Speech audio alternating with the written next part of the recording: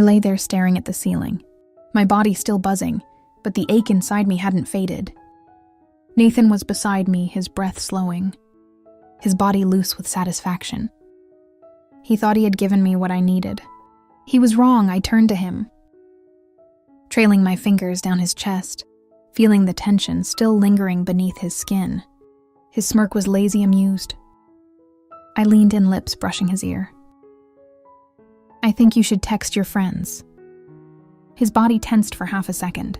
Then amusement flickered in his gaze. A slow chuckle, he reached for his phone. Tap, tap. Message sent now. All I had to do was wait. Before we begin, if you enjoy these stories, take a moment to like the video and subscribe. It really helps the channel, and I appreciate every single one of you for being here. Now let's dive in. The ice in my glass had melted, but I barely noticed the low hum of conversation drifted around me. Distant and unimportant, my body was here. But my mind was still tangled in last night. I hadn't meant to find it. I'd been searching for something to push me over the edge, something rougher, something real. But the usual slow choreographed scenes left me restless. My fingers hovering over the screen unsatisfied. I was about to give up when I saw it. A woman surrounded 5 men. Hands gripping, mouths claiming, bodies pressing against her from every direction. There was no hesitation, no restraint, just pure uncontrollable pleasure. A sharp pulse of heat shot through me. I clicked before I could think. The moment the video started, I was gone.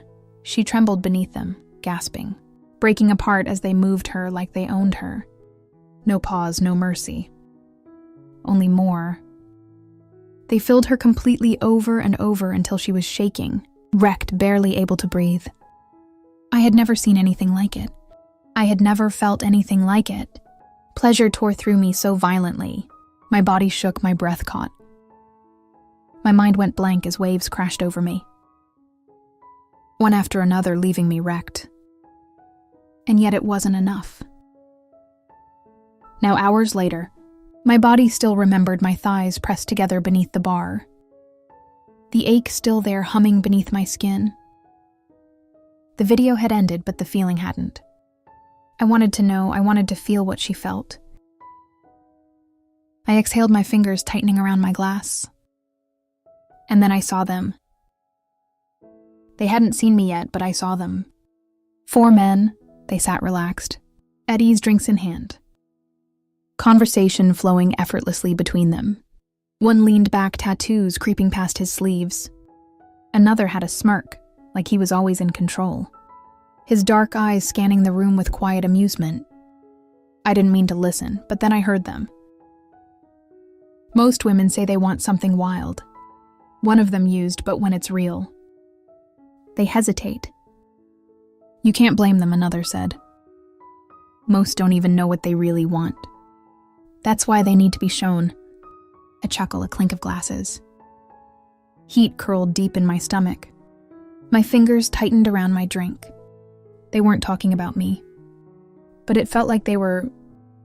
I lifted my glass, took a slow sip. Let my movement speak for me. One of them noticed the tattooed one, Nathan. His gaze flicked to me, then held the corner of his mouth, tilting into something dangerous. I didn't look away. Nathan stood stretching slightly as he picked up his drink. His movement was casual, unhurried, but there was no mistaking his intent. He was coming to me.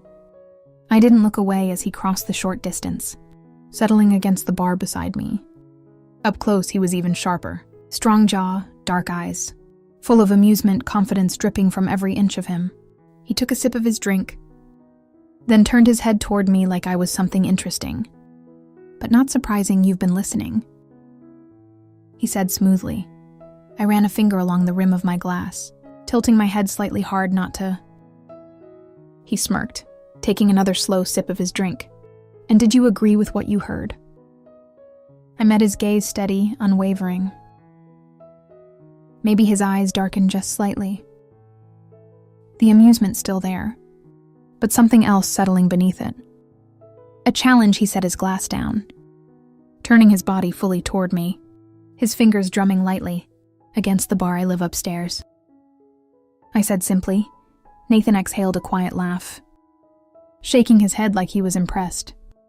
You don't waste time. Neither do you. That was all he needed. He finished the last of his drink, set the glass down with finality, and nodded toward the door. Lead the way, I didn't hesitate. The elevator ride was charged with unspoken tension. I could feel the heat of Nathan's body beside me, his presence heavy, his movements relaxed but deliberate. Neither of us spoke. There was no need. By the time we reached my apartment, my hands were steady, but my pulse wasn't. I pushed the door open, stepping inside. But before I could turn, he was already there, his hand pressed against the door, closing it behind him, caging me between his body and the wood.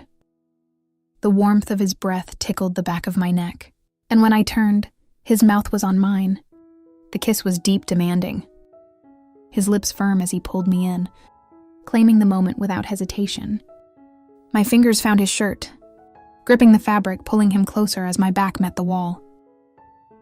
I had started this, and now I was letting it happen.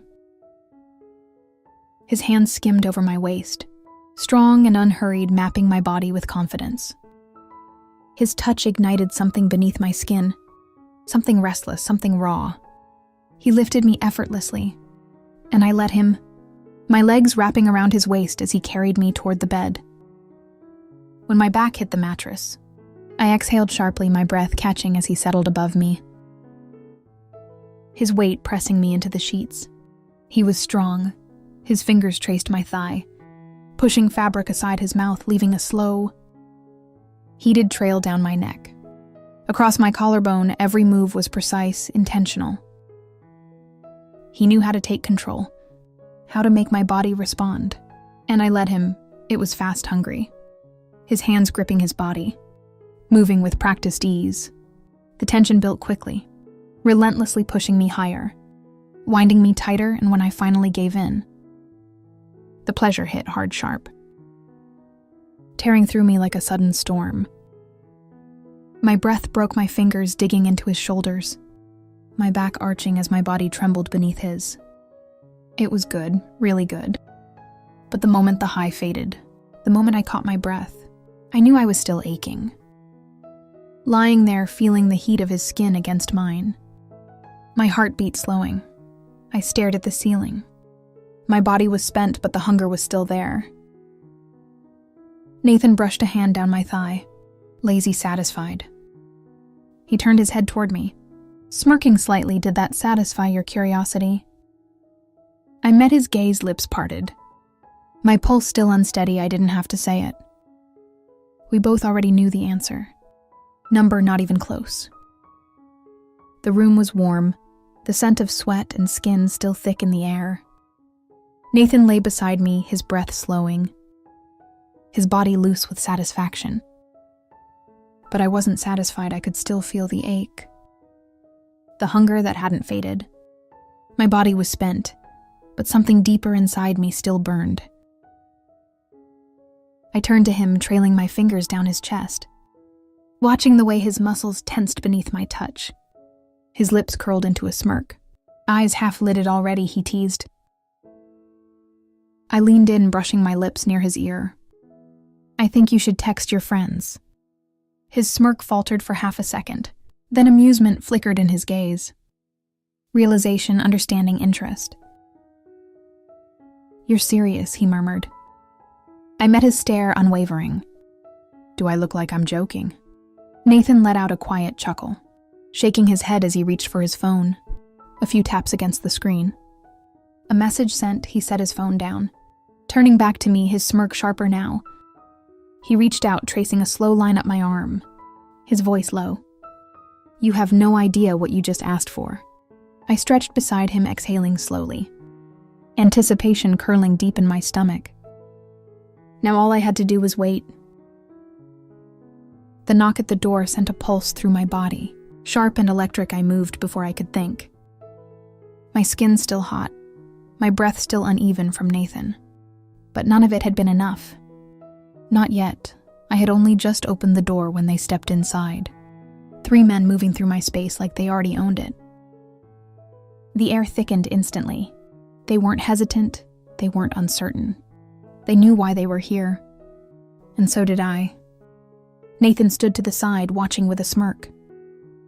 His arms crossed over his chest, like he had been waiting for this moment all along. Before the door had even fully closed, hands were on me, one behind me. Large and firm, gripping my waist and pulling me back against his body. His heat pressed into my spine, locking me in place. His hands weren't gentle. They knew how to hold me, how to claim me. His breath hit the side of my neck, slow and teasing, his fingers splaying against my stomach, as if testing just how much control he had over me. I barely had time to register him before another was in front of me, his gaze dark hungry, drinking me in with amusement flickering behind it. His fingers tilted my chin up and his mouth found mine. His kiss wasn't tentative. It was deep, slow, and full of purpose. I felt it everywhere, heat curling through my stomach. Sparking beneath my skin, then a third hand skimmed down my arm. Fingers trailing over my wrist, then lower, pressing into the sensitive skin of my thigh. A touch meant to tease, to ignite, to test how quickly I would fall apart. I was surrounded, pushed, pulled, guided. Each one of them had a role. One controlled my breath, teasing my lips, stealing my gasps before they could escape. One kept me grounded, anchoring me against his body, ensuring I had nowhere to go. One tested my reactions, his fingers learning me, feeling every twitch, every quiver, every place that made my body tense with need. They moved together effortlessly. There was no hesitation, no space for thought. Just feeling, and then they shifted. The one behind me turned me in his grasp. My back, now pressed against the chest of the man who had been in front of me, I barely had time to adjust before the first tilted my head back again, claiming my lips once more. I melted into it. I didn't have control. I didn't want control. A firm grip slid along my thigh, lifting one leg then the other, positioning me exactly where they wanted me.